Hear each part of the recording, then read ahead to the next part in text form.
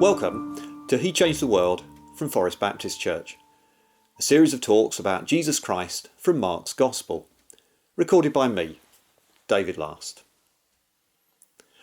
Talk number 34, Out of Control. Mark chapter 9, verse 20 through to verse 29. Losing control can be scary.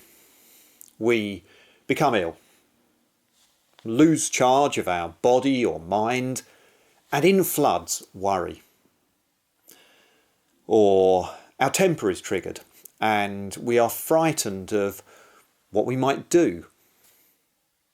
Or we feel overwhelmed by life, dreading where we'll end up, unable to see how we'll survive. Losing control can be scary for us. And often, it's also scary for those around us. Jesus' friends know this experience. Being with Jesus has made them feel strong, like they're going places. Now, sure, he's unnerved them too. However, you expect that with impressive people. They're intimidating. Now, however, Jesus is saying that he's going to die soon. And that makes no sense to his friends. He seems to be spinning out of control. Now, of course, the truth is that we never really are in control of life. We like to think that we are, but we're not. We can keep ourselves fit and eat well, yet still become ill. We can work hard, yet lose our job. We can try to have a good relationship, raise a family, yet see them go badly wrong.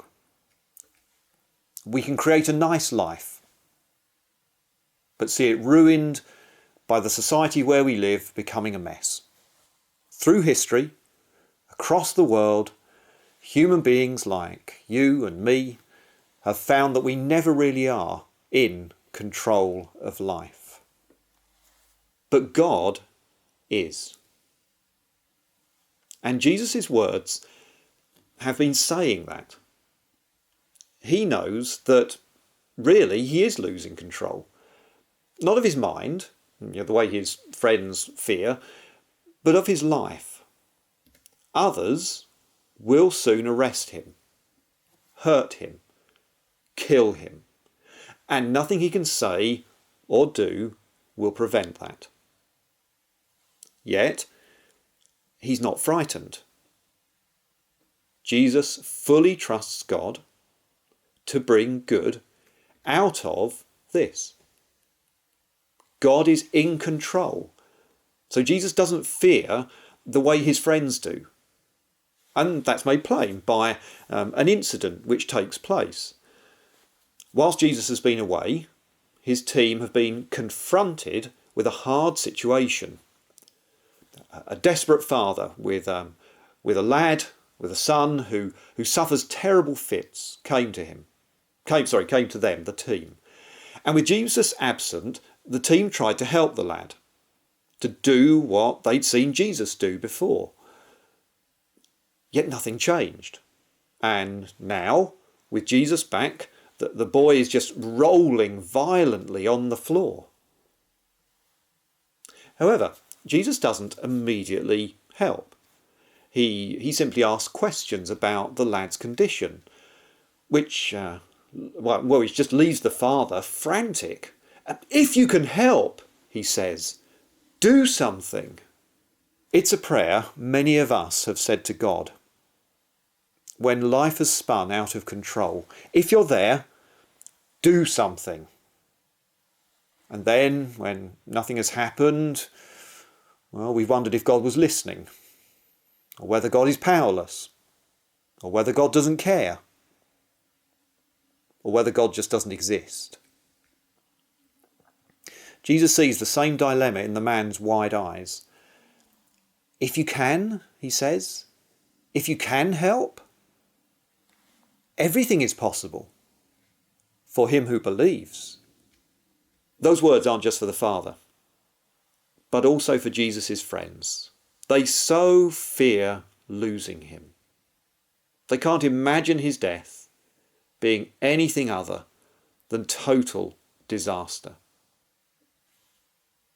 Jesus needs them to see that with God, no situation needs to be seen in that way. God brings life out of death. He does what we cannot. He never loses control of anything, no matter how scary it looks to us. And to prove that, Jesus heals the boy. And he does so in a way which confirms that this is more than natural. He drives away unseen spirits which have been manipulating the boy's vulnerability. But he does so to make this point to all who are watching, that true control does not sit with us, or with the forces of nature, or with the laws of science, or invisible spirits, or fate. One alone has control over life: God. So when his team come to Jesus and say, "Why couldn't we do that?" his answer was simple: you didn't pray. In other words, you didn't really trust God. You thought you were in charge.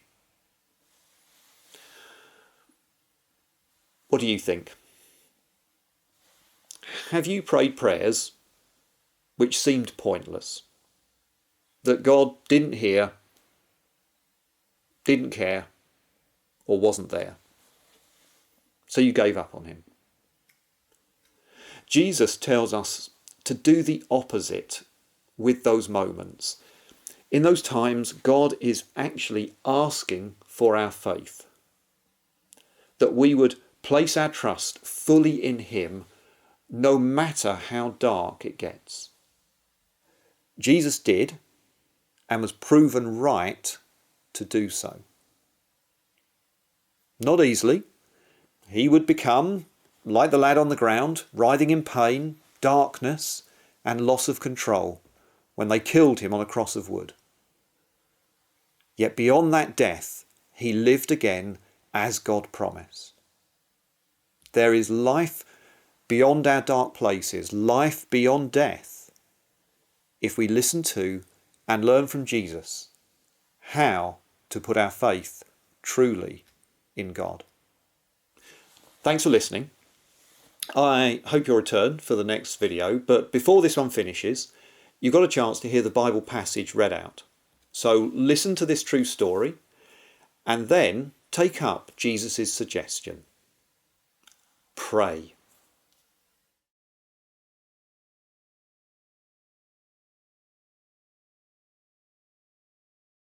A man in the crowd answered, "Teacher, I brought you my son, who is possessed by a spirit that has robbed him of speech.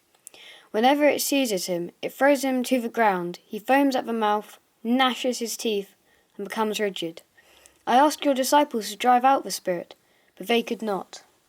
"O unbelieving generation," Jesus replied, "how long shall I stay with you? How long shall I put up with you? Bring the boy to me." So he brought him. When the spirit saw Jesus, it immediately threw the boy into a convulsion. He fell to the ground and rolled around, foaming at the mouth. Jesus asked the boy's father, "How long has he been like this?" "From childhood," he answered. "It has often thrown him into fire or water to kill him. But if you can do anything, take pity on us and help us." "If you can," said Jesus, "everything is possible for him who believes." Immediately the boy's father exclaimed, "I do believe. Help me overcome my unbelief." When Jesus saw that a crowd was running to the scene, he rebuked the evil spirit. "You deaf and mute spirit," he said, "I command you, come out of him and never enter him again." The spirit shrieked, convulsed him violently, and came out. The boy looked so much like a corpse that many said, "He's dead." But Jesus took him by the hand and lifted him to his feet, and he stood up. After Jesus had gone indoors, his disciples asked him privately, "Why couldn't we drive it out?" He replied, "This kind can only come out by prayer."